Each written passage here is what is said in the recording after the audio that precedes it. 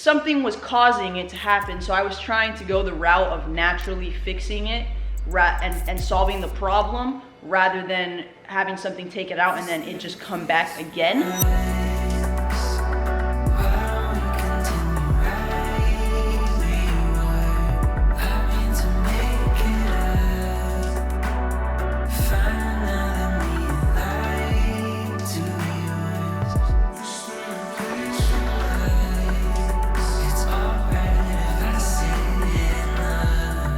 What's going on, guys? Welcome back to another Fish Friday and Happy New Year. I know I've been off for a couple weeks. I decided to take a little R&R time so that way we could come back in 2022 strong. Today, I'm gonna be telling you what I did to get rid of the Cyano monsters in my reef tank. I'm also gonna show you a little sneak peek at the Jellyfish tank and the Nano tank because I know we haven't shown a lot of the Nano tank, and you'll see why in a second. Anyway, behind me is my Red Sea Max 250 reef tank. If you are new here, this is a tank that I've had coming up on 2 years now. The biggest issue that I've had in this tank is Cyano. For some reason, I don't know why Cyano always seems to find my tanks. Even when I had like a smaller BioCube years ago, I had a really bad red Cyano issue in that tank. In this tank, my issue was with green Cyano, all like on the entire sand bed. I mean, we have come a long way. Although I've completely gotten rid of the green Cyano, I have a little bit of red that pops up about a week to a week and a half in from my water changes. I do water changes every 2 weeks on this tank. I'm gonna tell you what I did in order to reduce the Cyano and make it better in my reef tank. I don't know that this is gonna work for you guys, but maybe some things that you guys can try and hopefully it will help you out. We've done a water change maybe like 4 days-ish ago now, but check out the sand bed.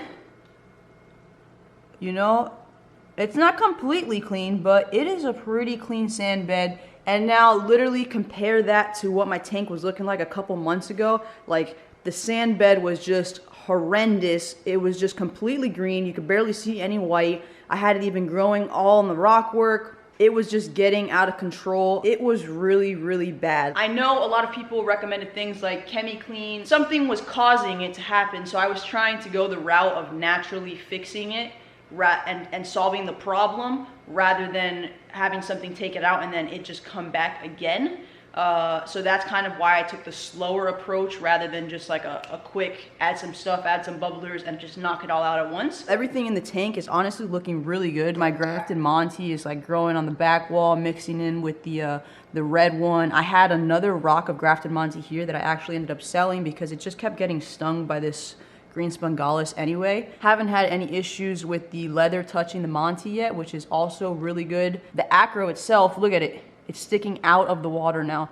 So I also gotta trim that. By the way, if anybody is local to the South Florida area and you're interested in any frags, shoot me a DM on Instagram because I gotta do trims like this guy. Depending on how long you've been watching this channel, you may or may not know that I used to have a humongous rose bubble tip anemone that was in this corner and it completely killed all these corals over here.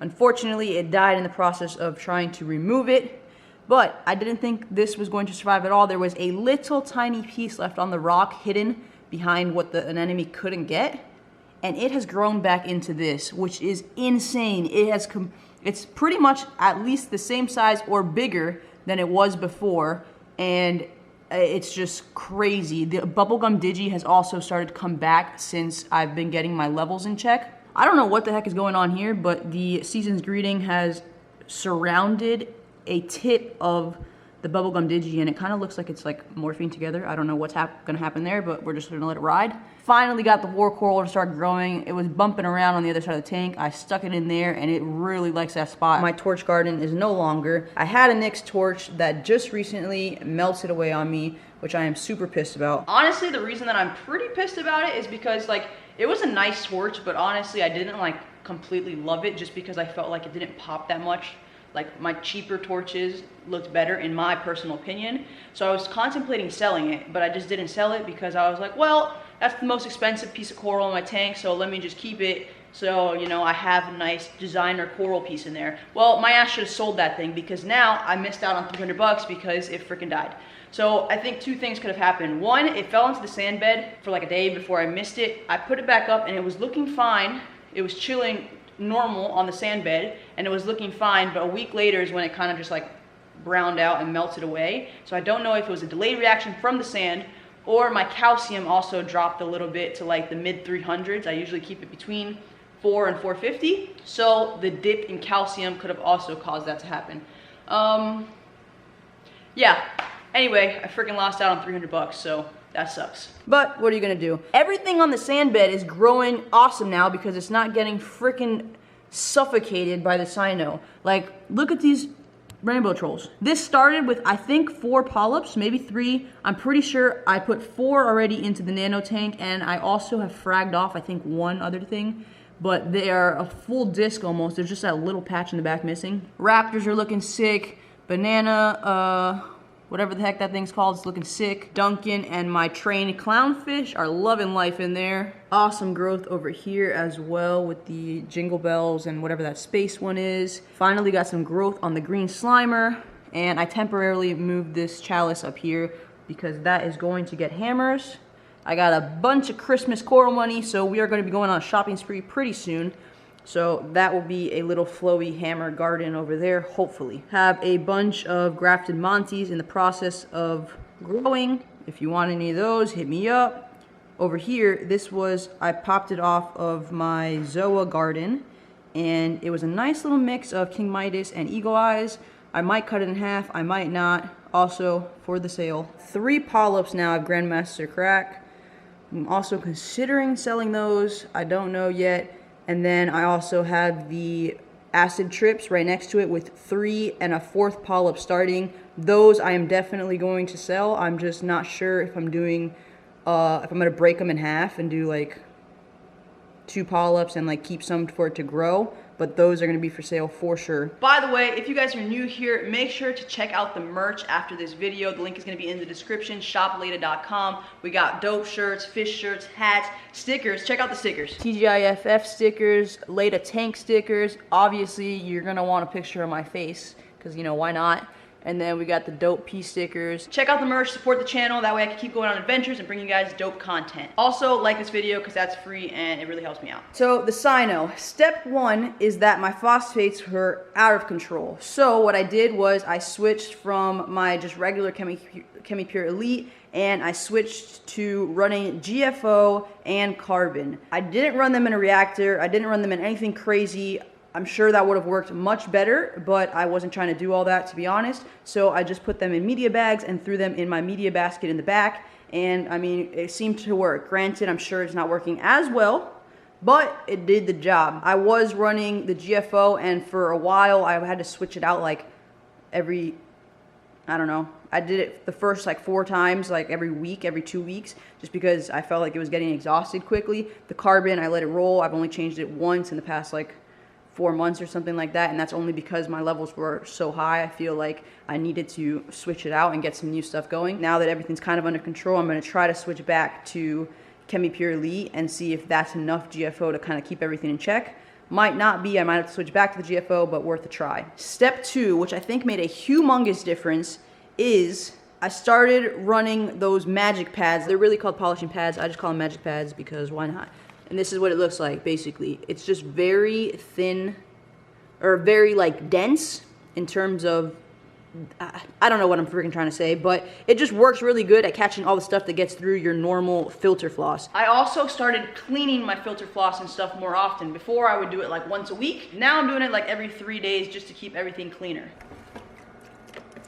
Basically, this is how it is in my tank. So the filter floss catches everything. Oh, look. And then this catches everything that gets through the filter floss. I'm going to drop links to all this in the description, by the way, for you guys to check out if you're having the same issue and want to test some of the stuff out. Another thing that I did to help battle the cyano monsters is that I cleaned out my MP10.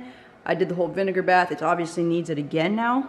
It's pretty bad, but I did that, and then I bumped up all the flow. When it came to water change day, I also obviously sucked out the cyano. You will be surprised if you have a Red Sea Max 250. I mean, maybe not your tank, but my tank, the detritus in the back, I've said it before on this channel, I'll say it again, it's like a sand pit back there. Like, I'm not exaggerating.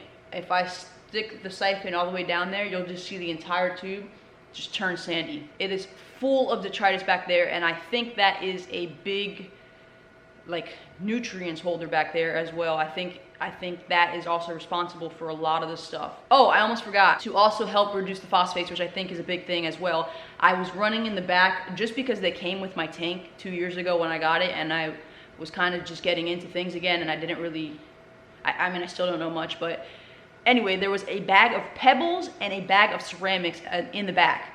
I had left both of them in there. The bag of ceramics was freaking gross, and so was the bag of rocks. So first I got rid of the bag of pebbles, rocks, whatever, and then I waited like a couple weeks just because I didn't want to do everything at once, and then I got rid of the bag of ceramics next. So I am not running either one of those in the back anymore, and I think that was also a big reason that my phosphates dropped down a little bit, because they were just holding so much excessive nutrients back there. The jellyfish tank is still here. We added another jellyfish, so now there's 4 in here. I've been having a little bit of issues with them in terms of, I feel like they are shrinking a bit. I was overfeeding before, which I think was causing nutrients issues. I was also doing water changes every 2 weeks. I've now switched to weekly water changes. I've been feeding half a scoop for the 4 jellyfish that are in here. I still feel like they're honestly shrinking a little bit. I'm not really sure. The only thing that I have left that might be causing the issue is that they're a little bit too close to this window. Although I keep it closed and I don't keep light on there. I'm thinking it might just be slightly too much of a temperature fluctuation. So I might have to move them over to that other spot over there just to get them a little bit farther away from the window. The other thing is that I was running the salinity a little bit too high. For some reason, I was still within parameters, but I thought that they were supposed to be running at 32. And technically at Jellyfish Art, they say that they run their tanks at 30. So I've slowly been dialing that back as well to see if that helps with it. They're still super dope, but I don't know. If you guys got jellyfish and you know why they might be shrinking, drop a comment and let me know what the heck might be going on. The freaking Nano tank is not looking too hot, folks. I have not added more stuff just because I haven't really been able to get anything in check. I took out the 2 rocks that are removable. I took off all the bubble algae that I was able to get off, and still in like 2 water changes it has completely grown back again. We're also getting some stuff in the sand bed, and we have this sponge here that just grew out and I don't know what the heck happened. Mr. Starfish is still back there loving life. He's a G. He just, you know, goes around and gets all the kind of stuff. We still have our War Paint Goby Finn. Let me see if I can find him. Where are you, Finny? There's Finn peeking through that back little wall there. He usually just chills back there. He comes out when I throw some food in there. I've been feeding some mysis as well as some like micro pellets and a little bit of the Easy Mastic every once in a while just because I don't want to get full of that stank. If you guys remember, we added that hermit crab. The emerald crab actually died. Which he didn't even eat any freaking bubble algae at all, which sucks. I don't know what this guy's doing right now. And if you look right there, you can see the panda goby, which is still alive. I got no idea what he eats, but he's been in here for like 4 months now, so he's eating something, and which is actually surprising because they didn't have a very high success rate, and I'm pretty surprised that in my new tank they survived. The panda goby as well as the starfish both have been doing great. I have not seen any reason for them to be deteriorating or any signs of them not doing well, which is awesome, and yeah, it makes me happy. Makes me a happy little fish mom. My original intention with this tank was to kind of fill it up with zoas along the walls and stuff like that, but now I think I'm going to go against that just because of trimming purposes. I really like how the Duncan looks in here. I think I need to keep it to LPS just to... Obviously, I mean, I'm not trying to grow SPS in here. If you guys got any recommendations of what you think would look dope in this tank and easy maintenance, just like very beginner level corals that look dope, drop some comments. Let me know what you guys think I should start stocking this tank with, because honestly, I think the algae is just going to be a way of it, and it's just going to eventually, you know, it's going to be part of the tank. So I'm done waiting, and I'm ready to just start stocking it up with coral and working around it just like I do in my big reef tank. You know what I'm saying? That is how we went about battling the Cyano monsters in my 65-gallon reef tank. Polishing pads, we siphoned out the back chambers to get rid of the detritus. We've siphoned the sand bed to get rid of the detritus that lays on there. Took out the ceramics. We also took out the pebbles. We added GFO. We added carbon. It's a lot, but it's freaking working. If there's any specific content you guys want to see, drop a comment down below. Give me some ideas. Let me know what kind of stuff that you guys would like to see, whether it be in My Reef Tank or adventures. I'm down for all of it. Check out the merch. I will drop a link down below for you guys. Use code TGIFF for 10% off of your order. Get some new stickers, throw them on the tank, tag me in them on Instagram, show me what's up. If you guys are new here, hit the subscribe button, turn those notifications on. We got new videos every single Friday. You're gonna wanna be here for it. Thanks so much for watching, and we'll see you in the next one. Later.